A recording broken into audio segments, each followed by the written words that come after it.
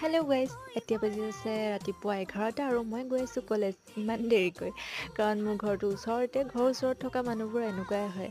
আৰু মোক কোম্পেনী দিছে এইজনে, অথনিৰ পৰা মোৰ লগত আহি আছে। অকলে আহি থকা দেখি চাগে বেয়া লাগিলে তাৰপিছত কলেজ আহিলোঁ, আহি এটা ক্লাছ হ'ল। তাৰপিছত আমি নোট লিখাত লাগি গ'লোঁ, ভাল ছোৱালী যে।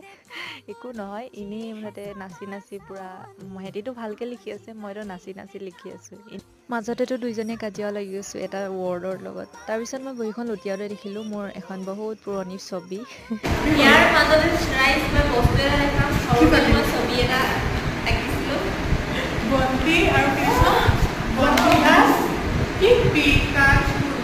মাজৰজনীৰ ৰিয়েকশ্যনটো চাওকচোন, তাই মানে বহুত ডাঙৰ ভাল কিবা এটাই দেখিলে যেন।